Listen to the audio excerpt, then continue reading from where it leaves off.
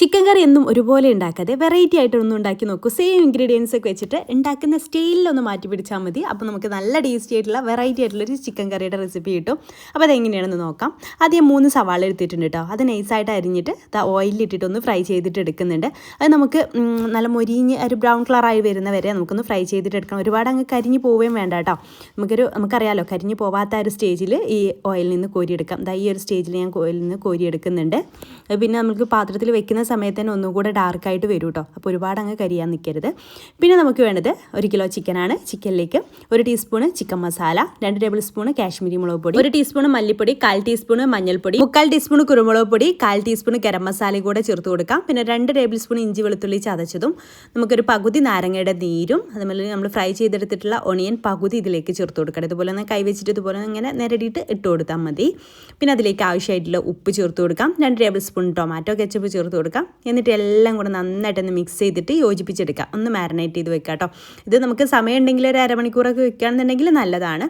പിന്നെ നമ്മൾ സവാള ഫ്രൈ ചെയ്തെടുത്ത ഓയിലിൽ നിന്ന് 1 ടേബിൾ സ്പൂൺ മാത്രം ആ ഒരു പാനിൽ തന്നെ വെക്കുക. അതിനുശേഷം അതിലേക്ക് 2 ടേബിൾ സ്പൂൺ ബട്ടർ കൂടെ ആഡ് ചെയ്ത് കൊടുക്കുക. ബട്ടർ നിർബന്ധമായിട്ടും ചേർത്ത് കൊടുക്കുക കേട്ടോ.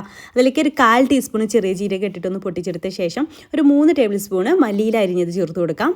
അതേ സമയത്ത് തന്നെ 2 പച്ചമുളക് അരിഞ്ഞതും ഒരു ചെറിയ തക്കാളി കേട്ടോ, ചെറിയൊരു തക്കാളി അരിഞ്ഞതും കൂടെ ചേർത്തിട്ട് ഒന്ന് ജസ്റ്റ് ഒന്ന് വഴറ്റിയെടുക്കുക. തക്കാളി ഉടഞ്ഞു പോകുന്നു വേണ്ട കേട്ടോ. നമ്മൾ ചിക്കൻ വേകുന്ന സമയത്ത് തക്കാളിയൊക്കെ വെന്ത് കിട്ടിക്കോളും. അപ്പോൾ ഇത്രയായി കഴിഞ്ഞാൽ അതിലേക്ക് നമ്മൾ മാരിനേറ്റ് ചെയ്ത് വെച്ചിട്ടുള്ള ചിക്കൻ ചേർത്ത് കൊടുക്കാം. ചിക്കൻ മുഴുവനായിട്ട് അതിലേക്ക് ചേർത്തിട്ട് നന്നായിട്ടൊന്ന് മിക്സ് ചെയ്തിട്ടെടുക്കാം.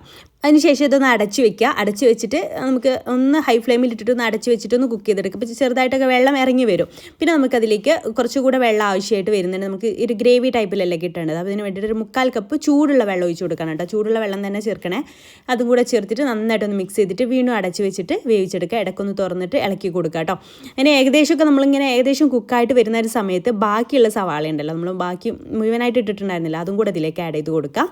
അതും കൂടെ ആഡ് ചെയ്തിട്ട് നന്നായിട്ടൊന്ന് മിക്സ് ചെയ്തെടുക്കുക. പിന്നെ നിങ്ങൾക്ക് കസൂരി മേത്തിയുടെ ടേസ്റ്റ് ഇഷ്ടമുണ്ടെന്നുണ്ടെങ്കിൽ എന്തായാലും 1 ടീസ്പൂൺ കസൂരി മേത്തി ഇതിലേക്ക് ഇതുപോലെ ഇങ്ങനെ പൊടിച്ചിട്ട് അങ്ങ് ഇട്ട് കൊടുക്കണേ.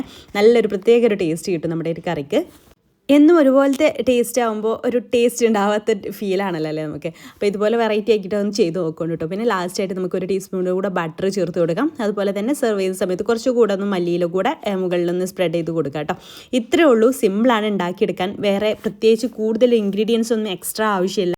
എന്നാലോ ടേസ്റ്റ് ആണെങ്കിലോ അടിപൊളിയാണ് കേട്ടോ. ഇത് നമുക്ക് പൊറാട്ടയുടെ കൂടെയോ അല്ലെങ്കിൽ നമുക്ക് നെയ്ച്ചോറിൻ്റെ കൂടെ ഒക്കെ നമുക്ക് കോമ്പിനേഷനായിട്ട് എടുക്കാൻ പറ്റുന്ന ഒരു അടിപൊളി റെസിപ്പിയാണ്. ഇഷ്ടമായിട്ടുണ്ടെങ്കിൽ ട്രൈ ചെയ്തിട്ട് ഫീഡ്ബാക്ക് അറിയിക്കാൻ മറക്കരുത് കേട്ടോ. ഇൻഷാ അല്ലാഹ് പുതിയ നല്ല റെസിപ്പിയായിട്ട് നമുക്ക് അടുത്തൊരു ദിവസം കാണാം. അതുവരേക്കും ബൈ. Thank you.